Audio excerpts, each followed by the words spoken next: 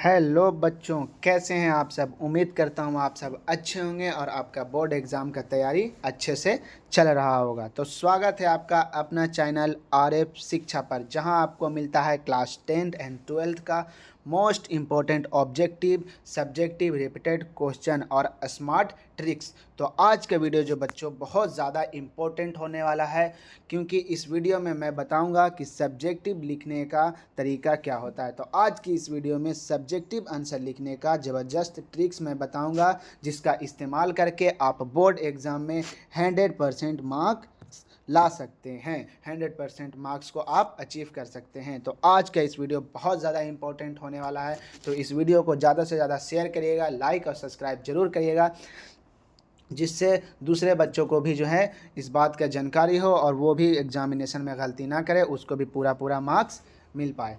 तो बच्चों, आज की इस वीडियो में मैं बताऊंगा कि पूर्ण अंक यानी पूरा अंक प्राप्त करने के लिए उत्तर जो लिखते हैं हम लोग, हैंड राइटिंग जो लिखते हैं, वो कैसे लिखते हैं। बहुत सारे बच्चे बोलते हैं कि सर ऑब्जेक्टिव क्वेश्चन तो हो जाएगा, टिक मार देंगे, बना लेंगे। ठीक है, सब्जेक्टिव कैसे कैसे करें सर, सब्जेक्टिव लिखें कैसे सर, लिखने का एक अच्छा तरीका बताइए जिसके वजह से हमें मार्क्स जो है ना कटे और हम जो है बोर्ड एग्ज़ाम में अच्छा मार्क्स अचीव कर पाएँ। और बहुत सारे बच्चों का टॉपर बनने का भी सपना होता है, वो अच्छे से नहीं लिख पाते हैं, तो वो उनका सपना अधूरा रह जाता है। तो मैं गारंटी दिलाता हूँ कि आपको सपने को ज़रूर पूरा करूँगा। तो मैं जो बता रहा हूँ उसको ज़रूर फॉलो करना। अगर आप फॉलो करके आते हैं तो मैं गारंटी के साथ कहता हूँ कि आपको बहुत अच्छा मार्क्स अचीव होगा। तो सबसे पहला जो सवाल रहता है सब्जेक्टिव लिखने का कि सर हम उत्तर कैसे लिखें, उत्तर कैसे लिखें सर। एक सवाल ये है हमारा कि हम जो हैं उत्तर उसमें कैसे लिखें। सब्जेक्टिव तो है, ऑब्जेक्टिव तो है नहीं कि सर हम टिक लगा के आ जाएं। तो सब्जेक्टिव लिखने का सबसे बेहतरीन तरीका होगा कि जो बच्चों जो बोर्ड एग्ज़ाम का पेपर आता है ना, बोर्ड एग्ज़ाम के पेपर के फ्रंट पेज में ही लिखा हुआ रहता है कि परीक्षार्थी जो है, जो एग्ज़ाम देने वाला स्टूडेंट है, वो आंसर को यानी उत्तर को अपने लैंग्वेज में लिखे, अपने ज़बान में लिखे। अपने लैंग्वेज का मतलब ये थोड़ी ना ए रे ओ रे इस तरीके से नहीं, अपने ज़बान में। जैसे कोई टॉपिक है, टॉपिक हमारा है कि जल यानी पानी किसे कहते हैं, टॉपिक हो गया हमारा पानी किसे कहते हैं। अब हमारा बुक में दिया हुआ है कि जल जल जो तरल पदार्थ होता है, इस तरीके से हमको याद नहीं है। हमें बस इतना पता है कि पानी तरल पदार्थ होता है जिसे हम पीने में इस्तेमाल करते हैं। तो ये हुआ हमारा अपना लैंग्वेज। तो वहाँ पे लिखा हुआ रहता है, प्रॉपर लिखा हुआ रहता है। अगर आपको यकीन नहीं होगा तो आप जा करके देख लीजिएगा, नहीं तो अगर आपका पिछले प्रीवियस ईयर वाला क्वेश्चन होगा तो उसमें देख लीजिएगा, लिखा हुआ रहेंगे, पॉइंट बनाएगा कि परीक्षार्थी जो है वो अपना आंसर जो है अपने हिसाब से लिखे। तो पहली बात कि आंसर जो लिखना है वो अपने लैंग्वेज में लिखना है, अपने हिसाब से लिखना है। कोई ज़रूरी नहीं है आपको किताबी लैंग्वेज देने का, कोई ज़रूरी नहीं है, अपने हिसाब से लिख सकते हैं। आपको कोई भी मार्क्स नहीं काटेगा, कोई भी चेक करने वाला रहेगा, आपको मार्क्स नहीं काटेगा। तो सबसे पहला पॉइंट जो हमारा था कि अपने लैंग्वेज में आंसर लिखना है। सबसे पहला क्या है कि अपने लैंग्वेज में आंसर लिखना है। और मैं नेक्स्ट आगे बताऊंगा, आप लोग वीडियो में बने रहें। तो ज़बरदस्त ट्रिक्स और टिप्स दूंगा जिसके वजह से जिसका इस्तेमाल करके आप जो है बोर्ड एग्ज़ाम में बहुत ही अच्छा मार्क्स अचीव कर पाएंगे। Very good. तो वीडियो को ज़्यादा से ज़्यादा शेयर कर दीजिए ताकि और भी लोग इस वीडियो को देख लें और उनका मार्क्स जो है अच्छे से आ पाएँ। दूसरा सवाल है हमारा कि अगर सर अगर उत्तर याद नहीं रहेगा तो हम क्या करेंगे। उत्तर याद नहीं रहेगा तो क्या करेंगे। बहुत सारा ऐसा बच्चा रहता है, अभी सवाल उन लोग कराता है जो पढ़ता नहीं है, और उन लोग सोचता है कि सर को कोई जड़ी बूटी का दवा बना कर दे देंगे जिसको हम घोल के पी लेंगे तो हमको आंसर याद हो जाएगा। ऐसा बिल्कुल नहीं करने वाले हैं, ऐसा झूठ बोलने से कोई फ़ायदा नहीं है। अगर उत्तर नहीं याद होगा तो मैं एक ट्रिक बताऊँगा जिसका इस्तेमाल करके आप आंसर लिख सकते हैं, कुछ ही मार्क्स उसमें आपका कट सकता है। ऐसा नहीं है कि आप कुछ भी लिख के आइएगा तो 100 मार्क्स मिल जाएगा। उसके लिए आपको पढ़ना पड़ेगा, उसके लिए क्या करना पड़ेगा बच्चों, मेहनत करनी पड़ेगी। उसके लिए आपको स्टडी करना पड़ेगा, उसके लिए मेहनत करना पड़ेगा। तो ऐसा कोई मैं ये नहीं दवा हुआ नहीं देने वाला हूँ जिसको पी करके आपको पूरा आंसर याद हो जाएगा। तो मैं बस एक ट्रिक बताऊँगा जिसका इस्तेमाल करके आप जो है बोर्ड एग्ज़ाम में अच्छा आंसर आप लिख करके आ सकते हैं और एग्जामिनर को बिल्कुल खुश करके आ सकते हैं। तो उत्तर याद नहीं रहा तो क्या करना होगा। उत्तर अगर याद नहीं होगा तो सबसे बेहतरीन तरीका क्या है बच्चों कि आप सवाल को अच्छे से पढ़िए।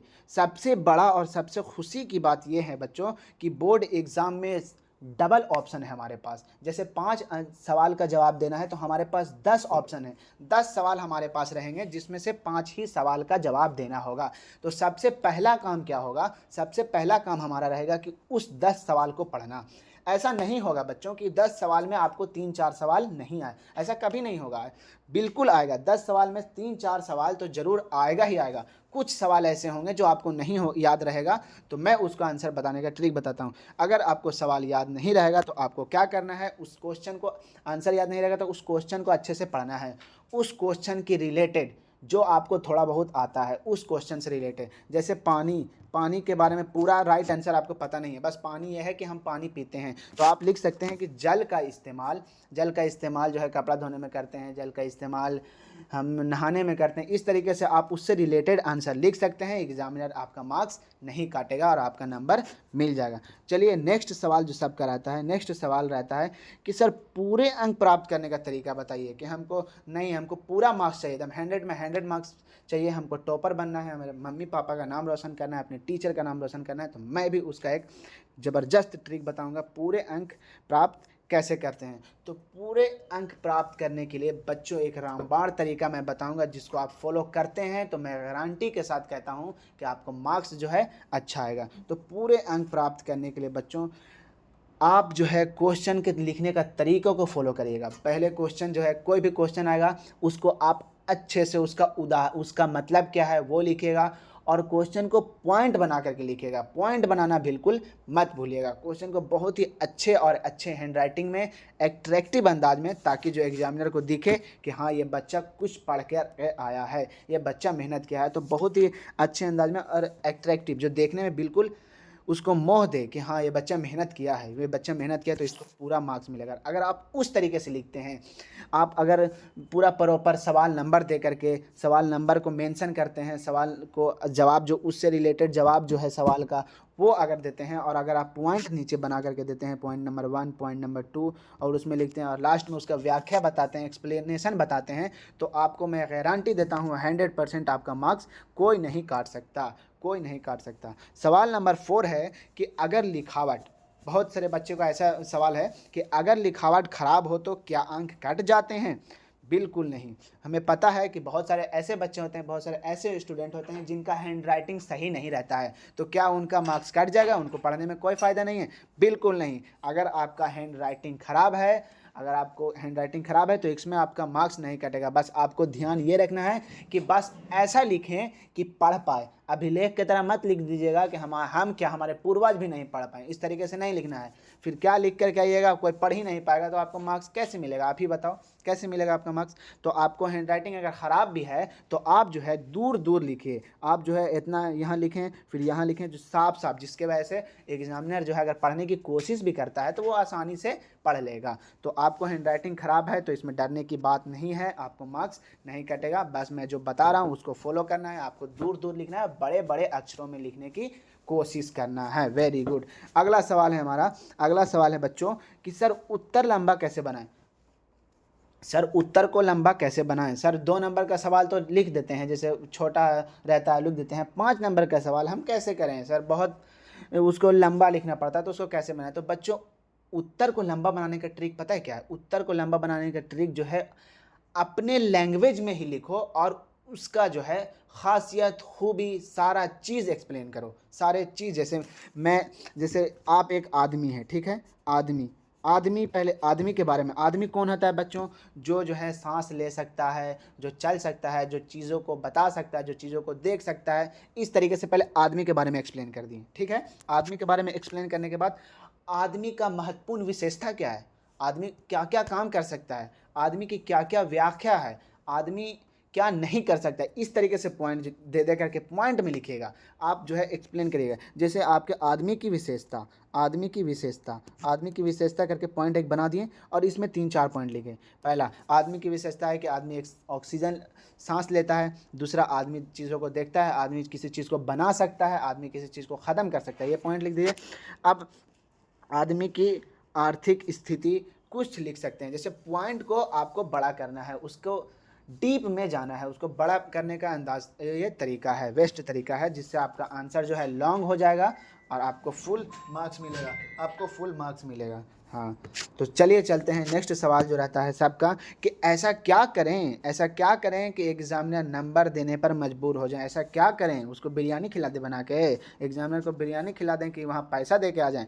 नहीं, ये सब काम नहीं करना है। आपको सिर्फ एक काम करना है। वो क्या करना है कि आपको अच्छे से अच्छे हैंडराइटिंग में और अच्छा जवाब और सही आंसर लिख करके आना है। लेकिन सर आपको आंसर नहीं सही रहेगा तो सर क्या सही नहीं होगा? नहीं, मार्क्स मिलेगा। लेकिन ऐसा क्या करें जो मजबूर हो जाए, मजबूर हो जाए ये करने में, एग्जामिनर नंबर देने में। तो बच्चों मैं आज एक बहुत ही ज़बरदस्त ट्रिक बताऊंगा कि ऐसा क्या करना है। सबसे पहला बच्चों क्या करना है काम, आंसर लिखने के लिए, आंसर को अट्रैक्टिव बनाने के लिए। बच्चों जैसे ये हमारा ये बोर्ड आपको दिख रहा है, तो ये हमारा ये जैसे ये कॉपी है। क्या है बच्चों? कॉपी। जैसे देखिए ये पेज रहता है, सबको पता है कि ऐसा पेज रहता है। कि आप लोगों को पेज भी नहीं पता है? ऐसा आपको पता है, तुमको पता है, सबको पेज पता है कैसा पेज रहता है। ये पेज है हमारा। पेज में सबको पता है कि यहाँ से इधर लेफ्ट साइड से यहाँ चौथाई छोड़ा हुआ रहता है, चौथाई वहाँ यहाँ से छोड़ा हुआ रहता है, और यहाँ से हमें जवाब लिखना है। यहाँ से क्या करना है बच्चों? जवाब लिखना है। तो बच्चों ये पेज हो गया।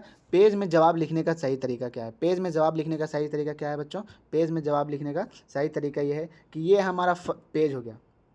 देखो पेज हो गया, तो पेज में जिस सवाल का आंसर लिख रहे हैं, सबसे पहले एग्जाम में दो पेन लेके जाना है, एक ब्लैक पेन और एक ब्लू पेन। और ब्लैक पेन जो होना चाहिए वो बॉल पेन होना चाहिए। तो जैसे सवाल नंबर 1 का हम जवाब दे रहे हैं, यहाँ पे एक सवाल नंबर का जवाब दे रहे हैं, तो यहाँ पे लिखना है प्रश्न उत्तर, प्रश्नोत्तर, ऐसे करके प्रश्नोत्तर संख्या 1 का प्रश्न संख्या 1, यानी प्रश्न उत्तर संख्या 1 यहाँ लिख दिया। और यहाँ मोटा सा हेडलाइन दे देना। तो देखेगा एग्जामिनर, अरे वाह, प्रश्नोत्तर संख्या 1। अब उसको ढूंढने उड़ने का कोई ज़रूरत ही नहीं है, यहाँ पे लिख दिए कि प्रश्नोत्तर संख्या 1, तो समझ जाएगा कि हाँ 1 का ही बच्चा जवाब बनाया है। तो यहाँ से लिखना शुरू करना है कि जल किसे कहते हैं।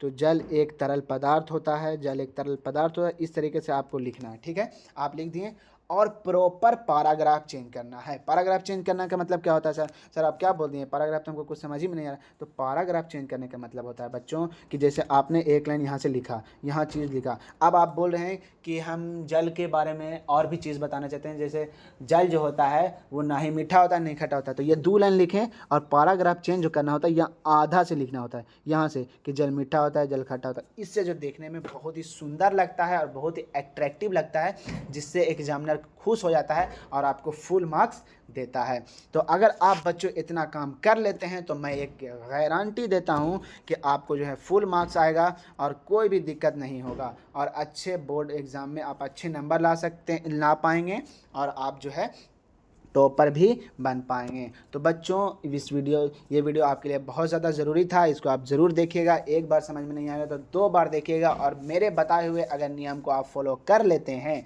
बहुत सारा आपको यूट्यूब पे वीडियो मिल जाएगा कि आंसर राइटिंग ऐसे लिखो, वैसे लिखो, ऐसे लिखो।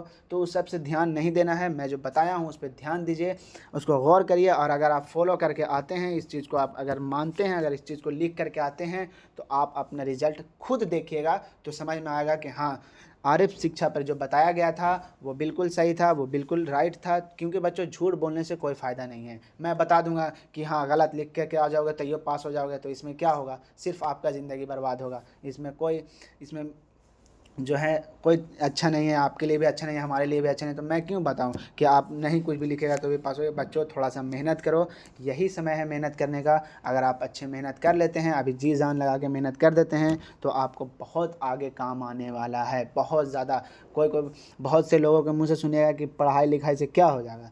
पढ़ाई लिखाई ही ज़िंदगी का एक पहला हथियार है, समझे बच्चों? ज़िंदगी जीने का एक पहला हथियार बोल सकते हैं कि पढ़ाई लिखाई है, हमारा एजुकेशन है। जो एजुकेटेड इंसान रहेगा ना, जो अच्छे से पढ़ा हुआ इंसान रहेगा ना, उसका मेंटेलिटी आप देखिएगा बहुत ही अलग रहेगा। तो बच्चों आज मैं वीडियो को समाप्त करता हूं। तो इस वीडियो को आप ज़्यादा से ज़्यादा शेयर करिए, लाइक करिए, फॉलो करिए, और आप इस चैनल से जुड़ जाइए, ताकि मैं इसी तरीके का टिप्स एंड ट्रिक्स अपने चैनल पे लाता रहता हूं। और मैं एक सीरीज चला रहा हूं जिसमें मोस्ट इम्पोर्टेंट ऑब्जेक्टिव क्वेश्चन रहता है, जिसको आप देख करके आपको सीधा सीधा वो एग्ज़ाम में देखने को